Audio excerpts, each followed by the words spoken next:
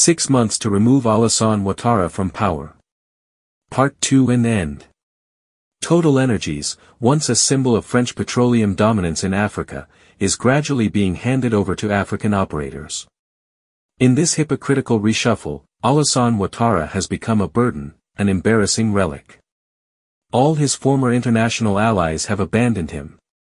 The United States now addresses him with diplomatic coldness. Even ECOWAS is careful not to support him too openly. Stripped of legitimacy and devoid of any credible electoral strategy, Ouattara has only one plan left: replay 2010. Sow chaos, block free elections, exclude Laurent Gbagbo, neutralize Guillaume Soro, divide the opposition, and plunge the country into another civil war, one he believes he can win with mercenaries and regional collusion. It's only in Côte d'Ivoire where the population doesn't tell the president the truth, and when there's a problem, they leave him. That's Côte d'Ivoire. You don't put the names of Gbagbo, Guillaume Soro, and Tiham on the electoral list and you like it. You're happy.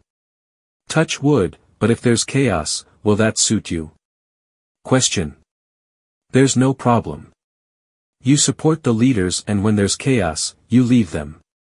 They too are right to take a plane to leave the country. These opponents, their names aren't on the electoral list and you like it. It's as if we were making donations and your family wasn't on the donation list. You'll be angry. Okay, there's no problem. But to execute this grim scenario, he needs a rear base. And that is precisely why he has set his sights on Burkina Faso. The tyrant Ouattara dreams of toppling the revolutionary leadership of Captain Ibrahim Traoré. He seeks to install a puppet regime in Ouagadougou, one that would grant him territory from which to launch the destabilization of Côte d'Ivoire. In short, he wants to export war to import fear.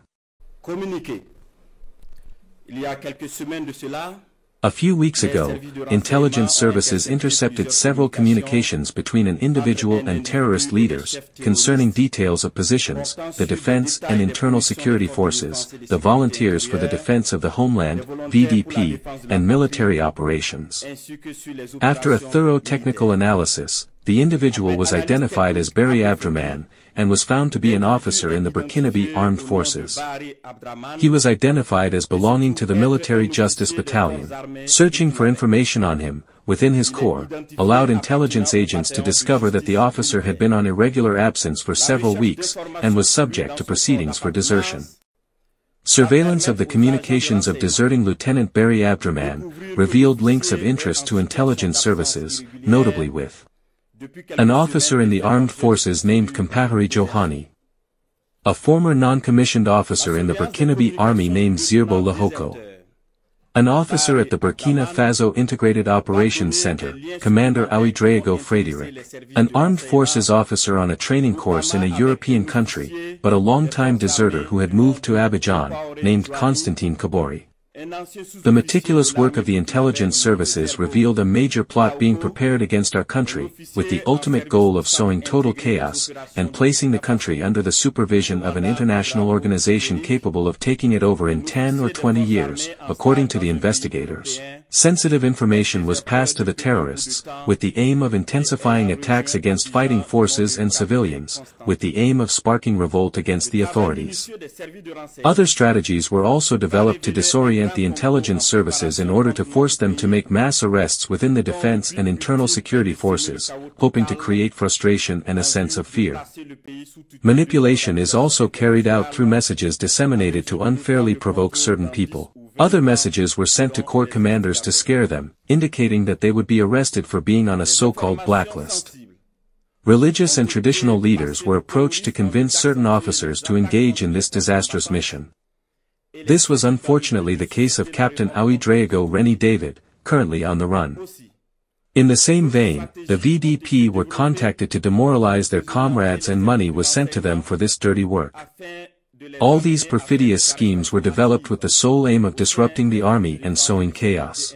The intelligence services monitored the maneuver, which, according to the plan of the terrorist plotters, was to culminate on Wednesday, April 16, 2025, in an assault on the presidency of Burkina Faso, by a group of soldiers recruited by the enemies of the nation. This assault was to be carried out at the same time as several large-scale terrorist attacks to occupy the air vectors, failing which they could be destroyed on the ground. A few days before the implementation of this diabolical project, the VDP and patriotic soldiers presented themselves to several services, notably the intelligence services and the presidency of Faso, to denounce the coup in preparation. These denunciations continued until Tuesday, April 15, 2025, and led to the arrest of the masterminds of the maneuver in Ouagadougou, and others fleeing to Côte d'Ivoire.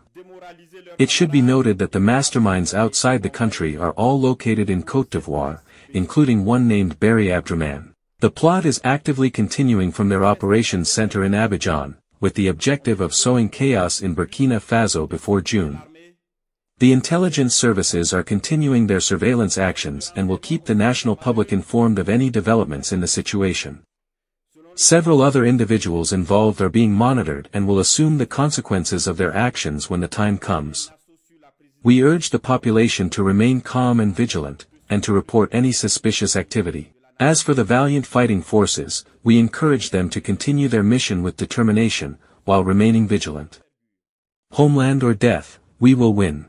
Yet once again, the trap closes in on him. His fallback plan is crumbling.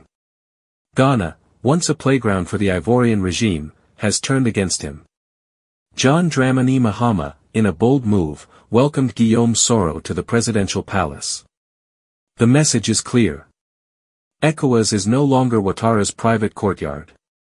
Meanwhile, the Ivorian army, which the dictator of the lagoon assumed was under his control, has not forgotten.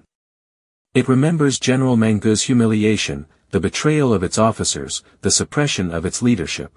Many await a signal, the moment to settle the 2010 score, and restore military dignity. Alassane Ouattara knows it. He feels the fear shifting sides. Each passing day is a waking nightmare. His RHDP barons are mute. His rallies are empty. His speeches ring hollow. He watches the clock with dread. 6 months left, and then, the end.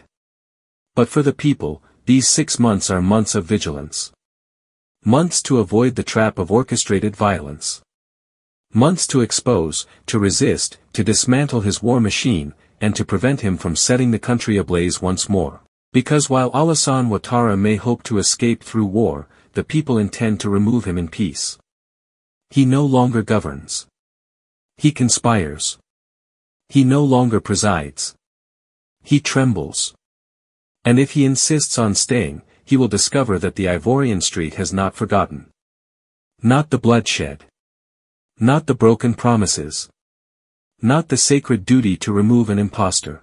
Chris Yapi does not lie. Find Chris Yapi on his 2 YouTube channels, his Rumble channel, his TikTok, X, Instagram, VK and Threads accounts.